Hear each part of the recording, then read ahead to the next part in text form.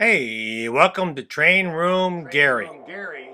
And today we're going to talk about the Chicago and Northwestern system. I'm going to pan back and give you the full feel of the room here. As you see, I have a lot of stuff on the wall that you can pick up at swap meets. And this is the upper deck. This is a shelf layout. And we're going to scan on down here and look for a Chicago and Northwestern engine. And talk about it, take it for a test drive. Here's the engine. Well, this is Trainroomgary, and today we're going to have two topics. We're going to talk about this Lionel engine, then I'm going to do a side talk about shop teachers. I spent 35 years as a shop teacher and now retired. So today's topic is, once again, we're going to run this Lionel Chicago and Northwestern system. And then I'll give you some viewpoints how I feel about being a shop teacher for 35 years, pros and cons, and that'll be our sidebar talk. So let's talk about this engine first. I bought this engine, I wish I could give you the exact date, but this train layout I have here was built in the 1980s, around 1985 I started it. During that time, we had one move. We moved from a house that was built in 1932, and I moved to a house that was built in 1936. Being a shop teacher, I tended to want to build fixer-uppers, you know. A shop teacher feels they can do anything, you know. They're a jack of all trades and a master of none. So that's a shop teacher. Jack of all trades and master of none. But I've always enjoyed model railroading, and I've always worked in the three rail format. So let's take a look at this engine. We'll get it going, and then have a little chit chat about my viewpoints. All right, we're on the layout. Let's see how we're doing here. We got the horn, and like I say, this is basically my first digital command and control, which is called Cab 1. I do want to get off this Cab 1 and then try the mic system and try running Rail King. So I'm looking for a new challenge, but right now I'm still on the Lionel Cab 1 system. And over here I'll show you the controller and what it looks like. That is basically the controller for Cab 1. The only problem with this system is on the back, you got to keep notes. In the back here you'll see my notes. I have basically 11 engines running on the Cab 1 system. Well, we are here to watch trains, and let's take this guy for a ride. And let's check out the horn. Not a bad sounding horn. Check out the bell. Got the bell going. We'll pull out from the station at a slow speed, just like the big guys do it. You can hear the engine revving up.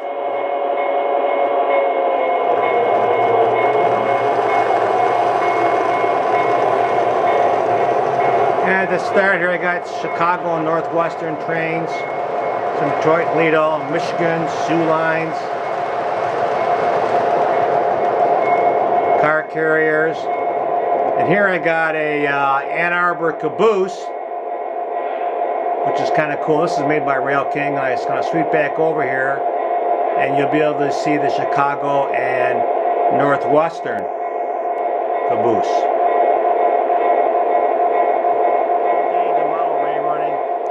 Whether it's the three-rail guys like myself, or the folks doing HO, people in N scale, they're all doing fine work in their chosen scale. There's no right or wrong thing about this hobby. So there really is no can of worms. You got to find out what's best for you and then work on that scale.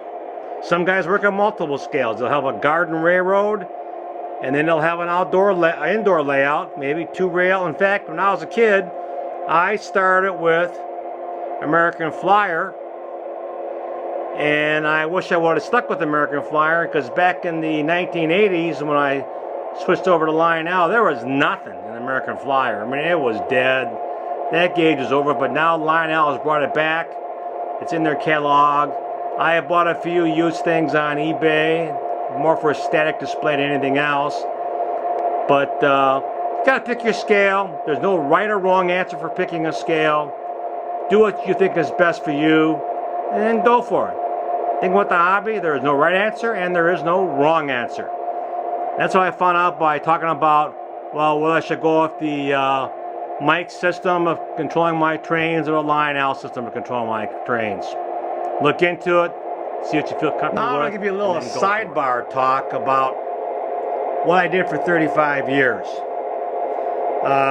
In high school, in the 1960s, I went to Thurston High School, and I really liked my shop classes. I found it a nice change of pace from book learning. High school I attended was Lakeland High School. I take that back, excuse me. It was Thurston High School in the 1960s. And we had a full-time drafting teacher doing mechanical drafting, a full-time drafting teacher doing architectural, a full-time automotive instructor, full-time woodworking instructor, metal shop, and then welding. So I really enjoyed shop classes. It just made my day. You know, I did okay in the academics, in the book learning, but when I got to a shop class, my whole day just changed. Now, when I went on to college at Central Michigan University, I got a degree in shop. Well, it's really not called shop. It's called industrial education or industrial arts. And at that time, they encouraged students to major and minor in industrial education, so I did that. When I finished school, finished college, I was only certified to teach shop classes. My main area of concentration was graphic arts and photography, but once again, being a shop teacher, you have to be able to teach every subject. Now, when I started there in the early 70s, we had an auto shop instructor, a metal shop instructor, a wood shop instructor, a drafting instructor, graphic arts, vocational printing and photography. That was myself, so I did the graphic arts, vocational printing and photography.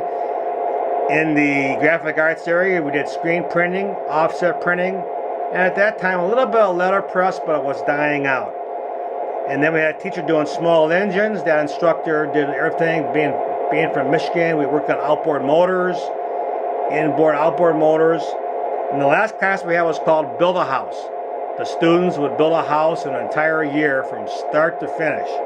And that was just amazing how they did that. I mean, these kids, there were two classes, a morning class, an afternoon class, and they had, you know, instructors on hand, a major and the main shop teacher, but then he had apprentices that would come in to help them out when they were doing drywalling or plumbing. They'd have somebody licensed there to oversee the students, so they got all done. In the spring, they could sell the house. And for about, I say 12 or 15 years, every house that the school built, they sold, and they did well. So it was a great class for kids. They found jobs in the business. But today's schools have changed. Shop education is really falling apart. Most high schools now are lucky if they have one shop teacher. When I retired 2 years ago, we had two shop teachers. We had a drafting teacher. She did the drafting and all the AutoCAD, and she was only part-time. She worked 3 hours a day. The other 2 hours a day, she did English courses. And I did the graphic arts and photography full-time.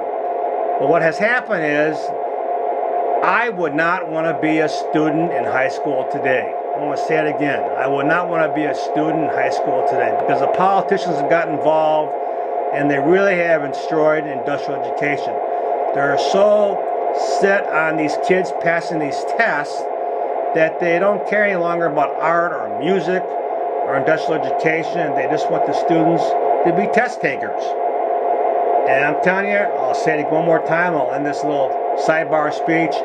I would not want to be a student today in high school because they have no freedom of choice. The politicians have said, you're going to take these core classes and you're going to pass this test and we're going to teach you the test and make you successful. I disagree 100%. Shop was my favorite class in high school. It was also my favorite class as a teacher. And down below here you'll see the Atlas DT&I coming through the tunnel. We'll kind of give that a little follow going past the control panel.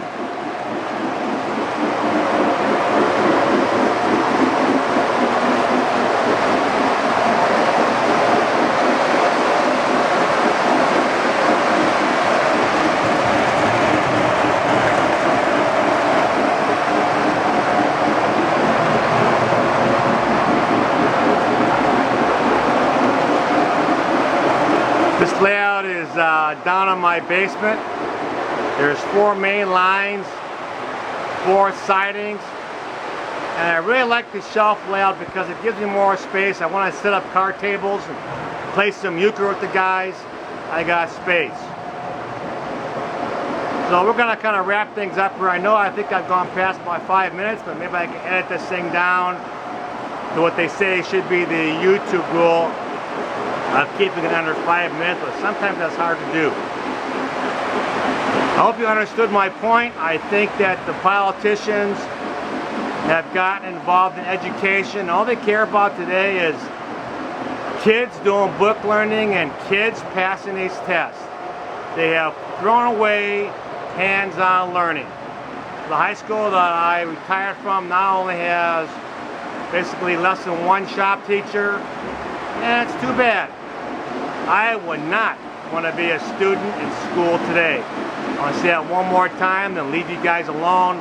I've given you my political opinion about what's going on in public schools, and I think industrial education is important to kids. It gives them hands-on.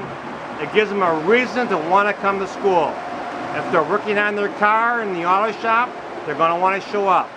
If they're building a grandfather's clock in auto shop, they're going to want to show up. Or they're building a canoe, or working on a big AutoCAD project. It gives them pride in coming to school. So I'm going to close here. If you have opinions or viewpoints, you know how this works on YouPoint, leave them below. I'd like to hear from you. So we'll call this a wrap. Hopefully I can edit this thing so it's close to 5 minutes or less. But I tend to go a little long on my train videos. Some guys say you can go over to 5 minutes, it doesn't really matter. But from what I learned at the Apple store, I took the classes there, keep them around 5 minutes. Give them too long, people won't watch it. So you can see here the whole layout. I really kind of like this layout being, it's called a shelf layout. You can do a lot in a little space, and a little space left over to walk. I easily could have filled up this whole room. It's about 25, 26 feet long and roughly 14 to 18 feet wide. So it makes for a real nice setup and fun running trains. So I'm going to sign off here. This is Trainroomgary from Detroit, Michigan, also called the Motor City. What does Amtrak pass? And I'll see you guys on the other side of YouTube. Hopefully you'll answer my opinions here. I gave some strong viewpoints of what's going on in today's public schools. They are giving kids just book learning and how to take a test. And hands-on learning has fallen to the wayside. Once again, I want to thank you all for watching. This is Trainroomgary signing out from Detroit, Michigan, the Motor City.